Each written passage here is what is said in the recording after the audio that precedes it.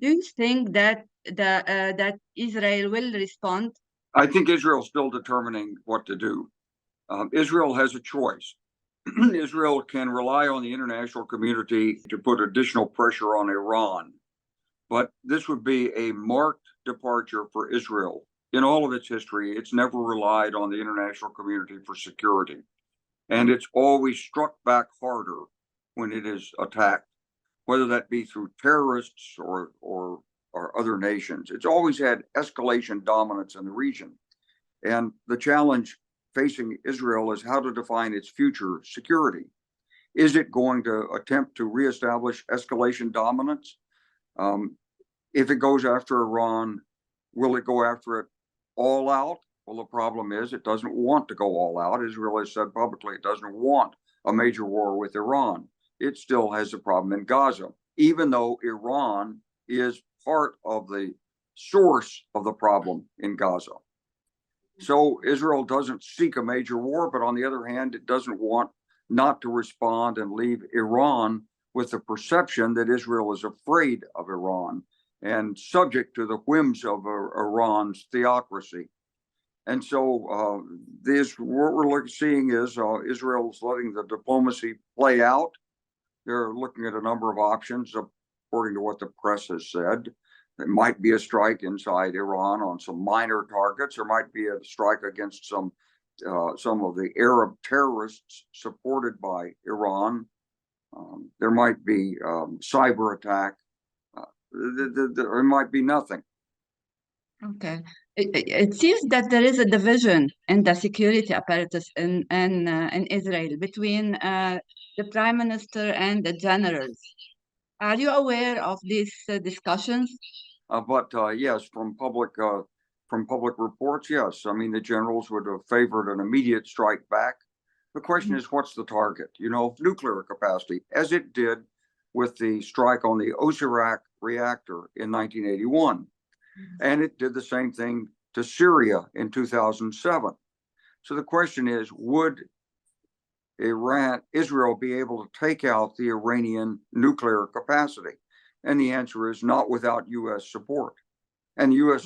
has said it doesn't support it. So then, yes, you know, that's the dilemma.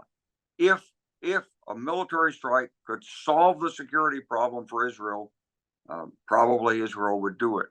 But it's a more complicated situation than that. And Iranian president today threatens of a massive response. How do you think Iran will defend itself against such potential attack? Well, I don't know what a massive response means. They sent 150 ballistic missiles the last time. That's pretty massive. Now their arsenal they may have a couple of thousand more missiles they could send. At some point, maybe they would overwhelm the combined defenses of everybody in the region. But the concern is that Iran has moved forward with its nuclear weapons program. It may already have a couple of nuclear weapons. Can they be mounted on missiles? Don't know. Iran hasn't announced it, but the threat from the Ayatollah seems ominous. And it seems to suggest that the next round of escalation could go nuclear. And there's no nation more vulnerable than Israel. And Israel has a nuclear deterrent. And if Israel thought that it was under nuclear threat, Iran will be targeted. There's no doubt about it. So I would encourage the Iranians to rein in their rhetoric. Don't be threatening Israel. You're asking Israel to strike you. Don't do that. As a next commander of Allied Chief and as a general, a retired general, how do you describe the Iranian attack, the Saturday's Iranian attack? The fact that it didn't is a testament to the effectiveness of the defenses of Israel, the United States, France, Britain, and Jordan, and the other countries in the region that assisted.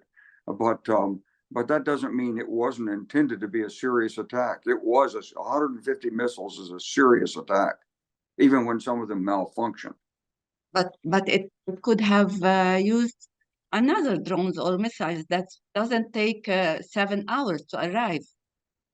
Well, they sequenced the attack, so they had drones and missiles arriving simultaneously. The drone attack began before the missiles were launched, so that it all was supposed to hit simultaneously. Do you fear a regional conflict, General? I don't see that right now. I don't see it coming, because I think Iran still wants to protect. The Iranian regime is in a very fragile position economically with its own people.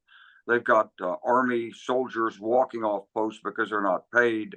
They've got people's social security is being scavenged in order to pay the government's bills. Inflation is high and getting higher every day. So it's very, people don't respect the government. And you saw that in the recent election where so many people didn't vote. Really, only about 7% of the population voted in the recent elections. They don't support this government, and the government knows it. But it's the characteristic of dictatorial governments that are not supported by their own people to look for some foreign adventure. But once they are attacked, they will support their government.